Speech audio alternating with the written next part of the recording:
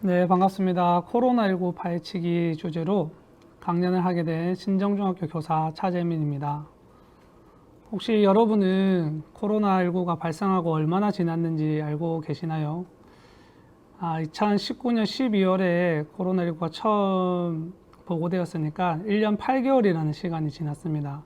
1년 8개월이라는 시간 동안 코로나19는 우리 일상의 많은 부분을 바꿔놓았는데 본격적인 강연에 들어가기 전에 코로나19가 바꾼 일상들을 영상으로 한번 보겠습니다.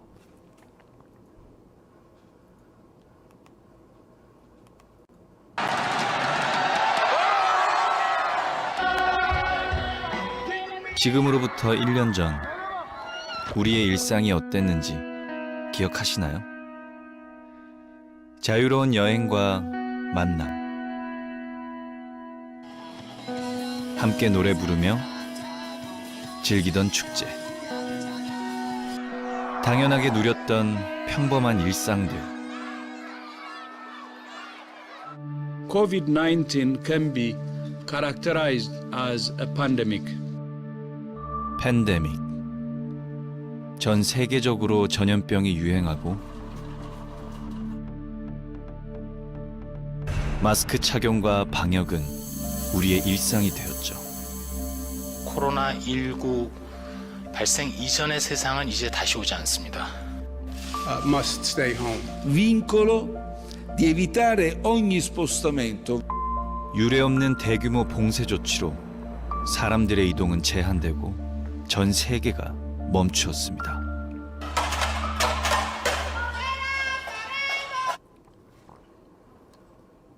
자, 코로나19가 우리 일상의 많은 부분을 바꿔놓았는데요. 더 무서운 거는 중앙방역대책본부의 발표 내용입니다. 코로나19 발생 이전의 세상은 다시 오지 않는다고 했는데 정말 다시 오지 않을까요? 손자봉법에 아주 유명한 구절이 있습니다. 지피지기면 백전불태다. 적을 알고 나를 알면 100번 싸워도 위태롭지 않다는 뜻인데 코로나19에 대해서 알고 우리가 할 수 있는 예방 방법에 대해서 알면 크게 위태롭지 않을 수도 있습니다. 그래서 먼저 적에 대해서 알기 위해서 제1장 코로나19란 무엇인가 부터 파헤쳐 보도록 하겠습니다. 코로나19는 약식으로 부르는 말이고 세계보건기구 WHO의 공식 명칭은 코비드-19입니다. 코비드의 CO는 코로나를 의미하고 그리고 VI는 바이러스, D는 디지즈를 의미합니다. 19은 코로나19가 처음 발생된 19년도를 의미합니다. 이것을 우리나라 말로 풀이하면 코로나 바이러스 감염증 19가 됩니다. 코로나19는 이름에서도 알 수 있듯이 바이러스입니다. 사람들이 바이러스랑 세균을 많이 헷갈려들 하는데 바이러스랑 세균 모두 인류를 위협한 감염원이라는 점에선 비슷하지만 바이러스는 세균과 다르게 반드시 기생할 수 있는 숙주가 필요합니다. 혼자서는 증식이 불가능합니다. 이 바이러스는 비교적 구조가 단순합니다. DNA나 RNA를 유전체로 가지고 있고 이 유전체를 단백질이 둘러싸는 구조를 하고 있습니다. 혼자서는 증식도 안 되고 이 구조도 단순한 이 바이러스가 겉보기에는 별거 아닌 것 같은데 인류를 아주 위협해 왔습니다. 2015년 4월 테드 강연에서 빌 게이츠가 이런 말을 했습니다. 만일 향후 몇십 년 내에 1천만 명 이상의 사망에 이르게 하는 것이 있다면 그것은 핵을 동반한 전쟁보다는 전염성이 높은 바이러스의 가능성이 가장 크다. 그리고 1958년 노벨 생리학상 수상자인 조슈아 레드버그는 인간이 지구상의 지배계획을 영위하는 데 가장 큰 위협은 바이러스라고 할 정도로 바이러스의 위험성을 경고하고 있습니다. 바이러스가 지금까지 어떻게 인류를 위협했는지 영상으로 한번 살펴보도록 하겠습니다. 그리스어 팬데믹, 모두를 뜻하는 판, 사람이라는 의미의 데믹. 이것은 바로 세계보건기구 전염병의 경보 단계 중 최고 위험 등급인 6단계. 세계적으로 전염병이 대유행하는 상태를 말하는 것이지. 20세기 인류는 팬데믹이라 불리는 세계적 전염병을 4번이나 경험했으니 1918년 스페인 독감, 약 2천에서 8천만 명 사망. 1957년 아시아 독감 약 100만에서 200만 명 사망. 1968년 홍콩 독감 약 100만 명 사망. 이 모든 인류 역사상 최악의 전염병의 원인은 바로 10에서 1000나노미터 정도의 크기. 지구상에서 가장 작은 생명체. 막대나 공 모양의 아주 단순한 모습의 바이러스. 인류가 아직 그 정체를 정확히 파악하지 못한 무서운 바이러스들이 있으니 2003년 각 오리 야생 조류에게서 인간에게 감염되는 AI 바이러스 발견. 그리고 10년 뒤 2013년 중국에서 발견한 신종 조류 인플루엔자는 사람에게 더 전염되기 쉽고 치명적인 바이러스로 무섭게 변형 중.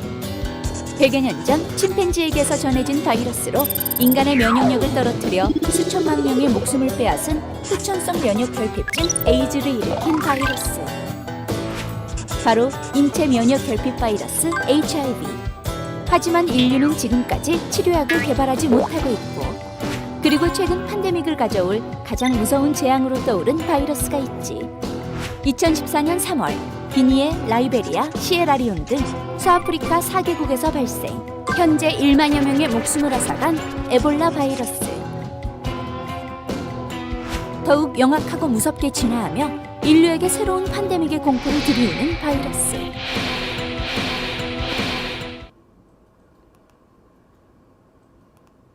자, 그림에 영상에서도 나왔던 대표적인 바이러스 팬데믹이 나와 있습니다. 그 바이러스로 인한 사망자 수가 동그라미 크기로 표시되어 있는데 천연두 바이러스로 인한 사망자 수가 압도적으로 많습니다. 코로나19 바이러스로 인한 사망자 수는 얼마나 될까요?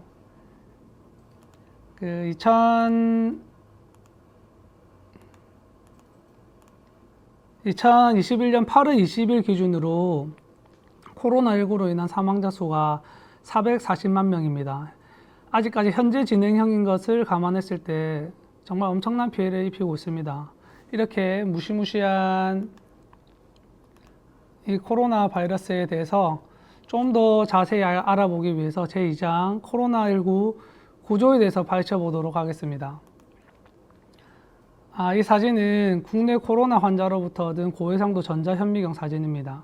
화살표가 가리키고 있는 이 동그란 부분이 코로나 바이러스의 실제 모습입니다.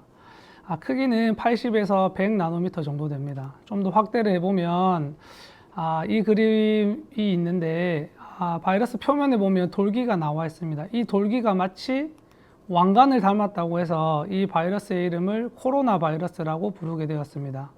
자, 이번에는 3차원적 모형으로 구조를 살펴보도록 하겠습니다. 조금 복잡해 보이는데, 자, 여기서 주의 깊게 살펴봐야 될 부분이 저 왼쪽의 외부 구조의 빨간색 부분, 그리고 오른쪽 내부 구조의 분홍색으로 표시된 이 돌기입니다. 이 돌기 이름이 스파이크 단백질인데 아까 사진으로 봤던 왕관 모양의 돌기입니다. 자, 왜 이 돌기를 스파이크 단백질이라 부를까요? 여러분들 그 축구와 밑창에 보면 모처럼 뾰족 튀어나온 부분을 스파이크라고 하지 않습니까?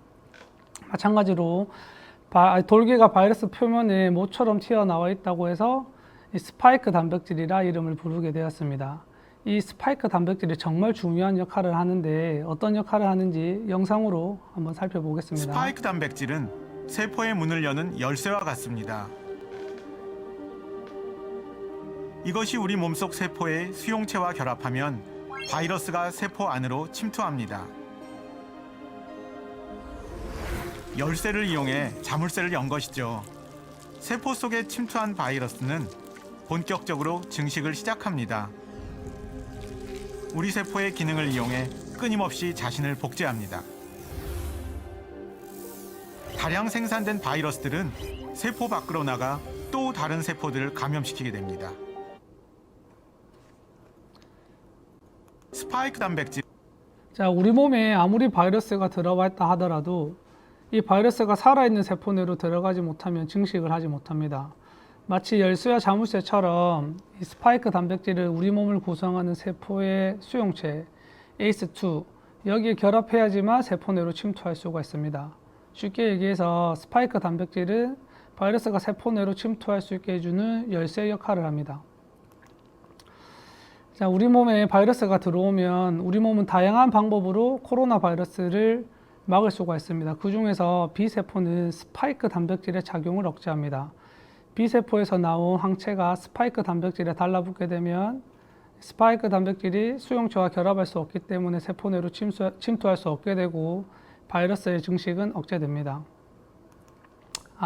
지금 우리가 맞는 백신이 이러한 원리를 이용한 것인데 이에 관해서는 나중에 좀 더 자세히 다루도록 하겠습니다. 바이러스는 기본적으로 유전체와 이 유전체를 둘러싸는 단백질로 구성되어 있습니다. 근데 코로나19 바이러스 같은 경우는 여기에 더해서 외피가 하나 더 있습니다. 이 외피는 인지질 이중충과 당 단백질로 이루어져 있으며 스파이크 단백질이 여기 박혀 있습니다. 외피는 바이러스 바깥쪽을 둘러싸면서 바이러스 형태를 만드는데 외피가 파괴되면 바이러스는 사멸하게 됩니다. 이와 관련한 코로나19 예방 방법은 뒤에 좀 더 자세히 다루도록 하겠습니다. 이 외피 안쪽에 보면 바이러스의 유전체가 있습니다. 코로나19 바이러스 같은 경우에는 단일 가닥 RNA를 유전체로 가지고 있습니다. 이 단일 가닥 RNA는 뉴클레오캡시드라는 단백질에 의해서 둘러싸여서 보호받고 있습니다. 지구상에 존재하는 모든 생물체는 DNA 또는 RNA를 유전물질로 가지고 있습니다. 사람은 DNA를 유전물질로 가지고 있고 바이러스는 코로나 바이러스는 RNA를 유전물질로 가지고 있는데 RNA는 DNA보다 변이가 심합니다. 그 이유가 첫 번째로 RNA는 DNA보다 불안정하기 때문인데 이 그림을 보시면 알 수가 있습니다. DNA는 이중가독이고 RNA는 단일가닥이라서 구조적으로 RNA가 불안정합니다. 그래서 변이가 더 많이 발생할 수가 있습니다. 두 번째로 엄마 바이러스가 새끼 바이러스를 만들 때 유전물질을 복제하게 되는데 이 과정에 오류가 생길 수가 있습니다. DNA 같은 경우는 교정 효소가 있어서 오류가 있어도 줄일 수 있는 반면 RNA는 교정 효소가 없어서 변이가 많이 발생합니다. 지금 이슈화되고 있는 변이 바이러스도 이러한 이유 때문에 생겨났습니다. 자, 그러면 실제 코로나 바이러스 구조를 한번 살펴보겠습니다.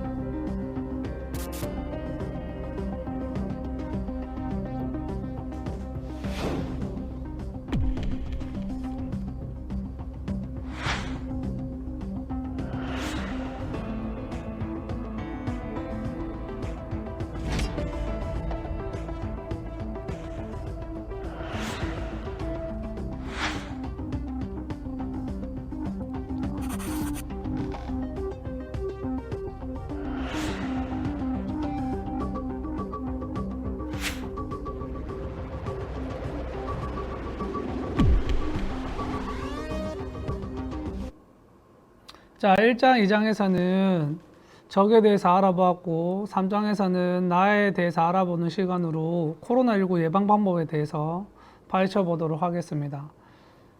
코로나19 예방 방법을 알기 위해서는 코로나 바이러스의 스파이크 단백질의 수용체를 가진 세포가 우리 몸에 어디에 분포하고 있는지를 알아야 합니다. 주로 호흡기 점막세포에 분포하고 있는데 수용체가 상기도에 많은 경우에는 전염이 빠르고 증상은 가볍습니다. 반대로 하기도에 많은 경우에는 전염은 느리지만 기관지염, 폐렴을 일으킬 수가 있습니다. 코로나19 바이러스의 수용체 같은 경우는 상기도와 하기도에 골고루 분포하고 있다고 알려져 있습니다. 메르스 같은 경우는 하기도에 수용체가 많이 분포하고 있어서 전염은 느렸지만 치명적이었습니다. 최근 국내 연구진에 의해서 호흡기 중에서도 코를 통해서 코로나 바이러스가 침투한다는 것을 밝혀졌습니다. 자, 영상을 통해서 한번 확인해 보도록 하겠습니다. 호흡기 가운데서도 코를 통해 바이러스가 몸에 침투한다는 사실을 처음 밝혀냈습니다. 코 속에 있는 섬모세포입니다. 이 외부 오염 물질을 걸러내는 역할을 하는데 유독 이 세포에서 코로나19 바이러스와 결합하는 수용체 단백질이 집중적으로 발견됐습니다. 특히 바이러스가 코 속 수용체와 결합해 복제되는 순간과 8일 이내에 증식을 멈춘다는 사실도 함께 확인했습니다.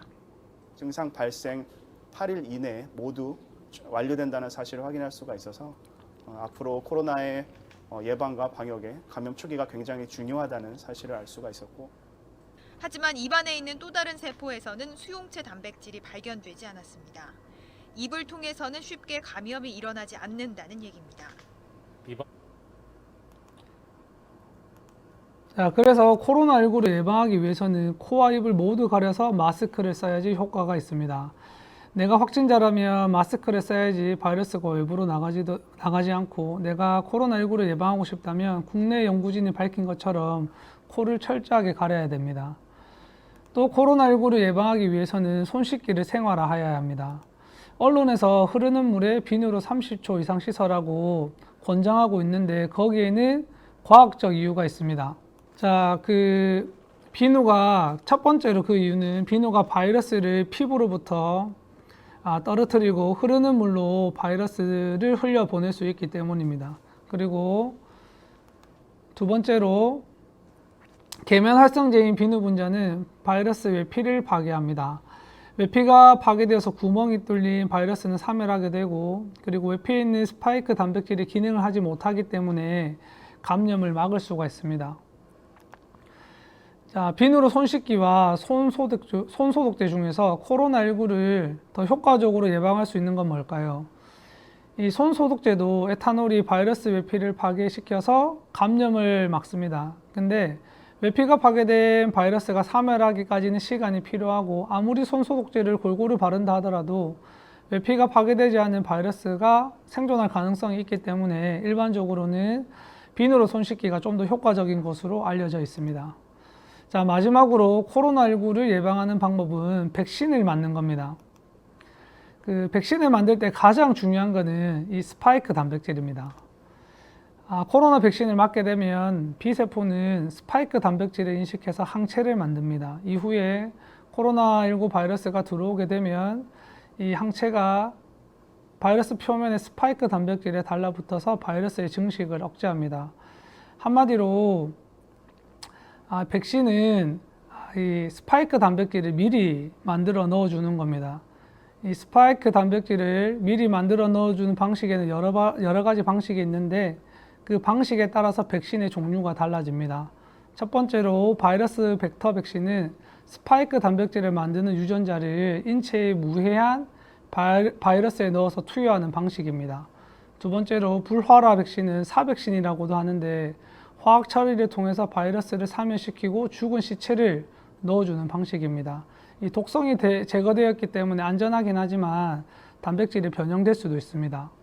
DNA 백신과 RNA 백신은 스파이크 단백질을 만드는 설계도를 넣어주는 방식입니다. 이 설계도가 우리 몸 안으로 들어가게 되면 우리 몸 설계도에 따라서 스파이크 단백질을 만듭니다.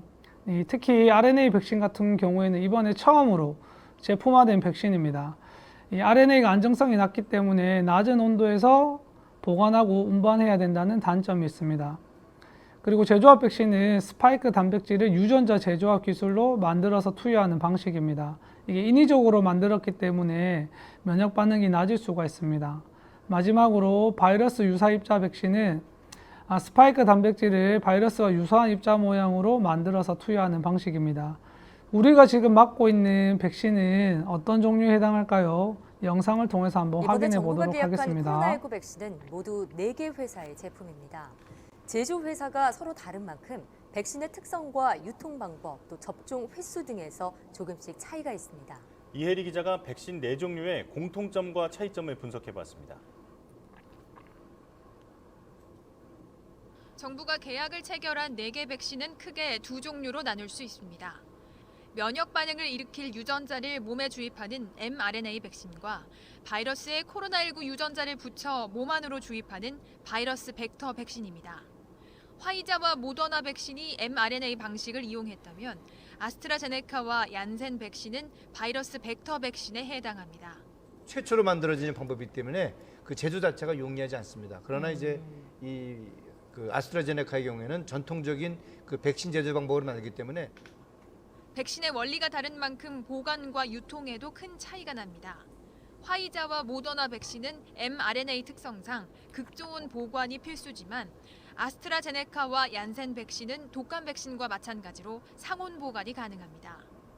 가격도 모더나와 화이자 백신이 비싸고 얀센과 아스트라제네카 백신은 비교적 저렴합니다. 우리가 mRNA 백신의 모더나 화이자 백신은 굉장히 비용이 비싸죠. 네. 3, 4만 원 정도가 되는 데 비해서 벡터 바이러스 같은 경우는 기존의 독감 백신을 만들던 그런 플랫폼이기 때문에 가격이 저렴해서 한 3,000원에서 5,000원 정도가 됩니다. 접종 횟수는 얀센 백신은 1회, 다른 백신은 자, 지금까지 코로나19에 대해서 파헤쳐 보았습니다. 적을 알고 나를 알아서 우리 모두 다 같이 코로나19를 슬기롭게 극복하길 바라면서 강연을 마치도록 하겠습니다. 감사합니다.